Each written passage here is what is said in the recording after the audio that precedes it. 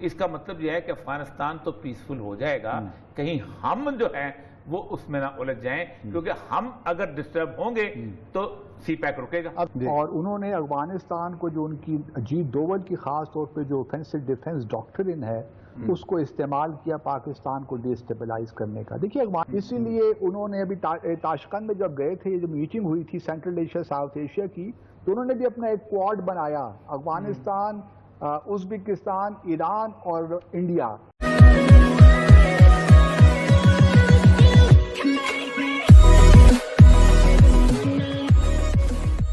نمسکار دوستو، یہ ہے وائرل فیکٹر۔ اس ویڈیو کے اندر دراصل بات ہو رہا ہے کہ بھارت آنے والے دنوں میں افغانستان کے اندر کس طریقے کا رول پلے کر رہا ہے۔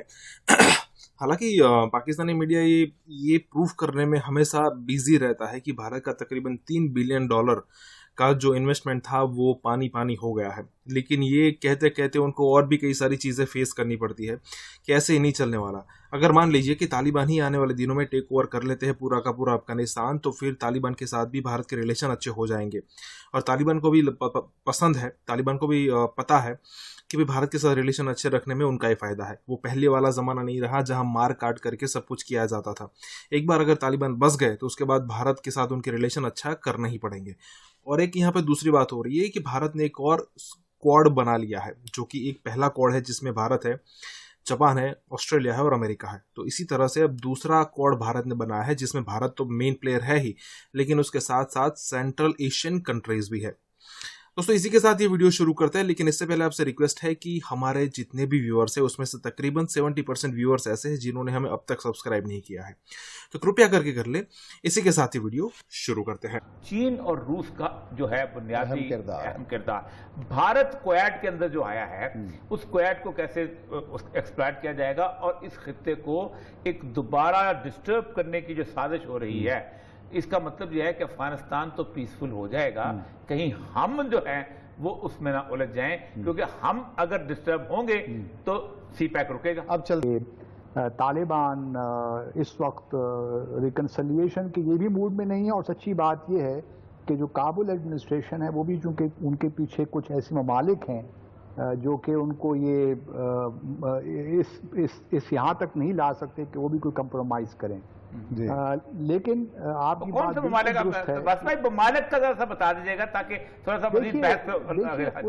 اس میں بھارت بالکل جس طرح عثمان صاحب نے فرمایا، $3 بلین کی انہوں نے انویسٹمنٹ کی پچھلے 16-17 سال میں بھارت میں، افغانستان میں، اور انہوں نے افغانستان کو جو ان کی اجیت دوول کی خاص طور پہ جو آفینسو ڈیفنس ڈاکٹرن ہے اس کو استعمال کیا پاکستان کو ڈی اسٹیبلائز کرنے کا۔ دیکھیے انہوں نے امریکہ کے ساتھ معاہدہ کیا، اس میں اپنے آپ کو اسلامک ایمریٹ افغانستان بنوایا۔ اس کے بعد آپ دیکھیے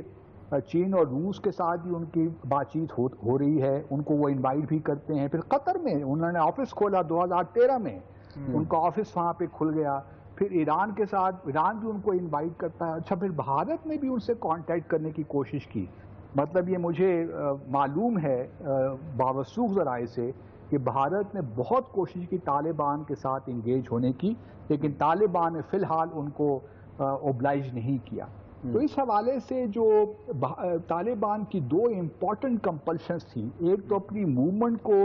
سسٹین کرنا، اس کو کامیابی سے ہمکنار کرنا، اور دوسری جو ان کے لیے امپیریٹو تھا کہ انٹرنیشنلی ریکگنیشن ان کو ملے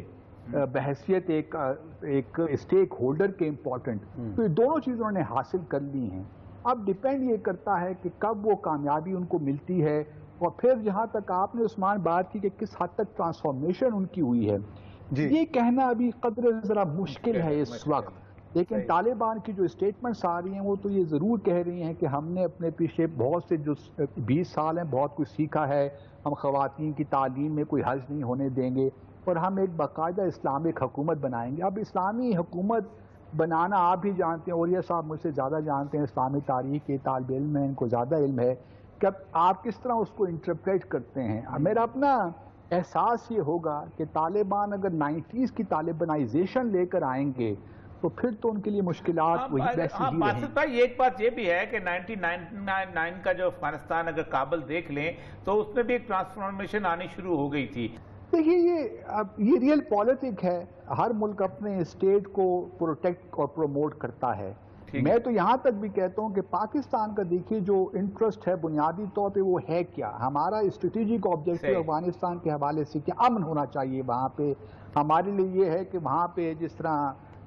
ٹی ٹی پی ہے یا بلوچستان کی جو پروسکرائبڈ آرگنائزیشن ہے اس کو وہاں پہ اسپیس نہیں ملنی چاہیے. ہم مطلب کوشش تو کر رہے ہیں کہ ایک ریکنسیلیشن ہو جائے جو کہ بہت مشکل ہے، لیکن دوسرے لیول پہ ہماری کوشش یہ ہونی چاہیے کہ سول وار جو ہے وہ زیادہ پرولونگ نہ ہو. اب میں یہ کھلے الفاظ میں نہیں کہنا چاہتا، لیکن ہماری کوشش یہ ہونی چاہیے کہ سول وار بہت ہوگی تو صحیح، اور ہو رہی ہے آلریڈی، سول وار تو آلریڈی جاری ہے، لیکن یہ اگر پرولونگڈ ہو گئی بہت زیادہ تو اس کی آبویسلی امپیکٹ ہم پہ ہوگا. اگر آپ بھارت کا میڈیا دیکھیے تو اس میں صبح شام یہی آ رہا ہے کہ نہ صرف جو دہشت گردی کی جو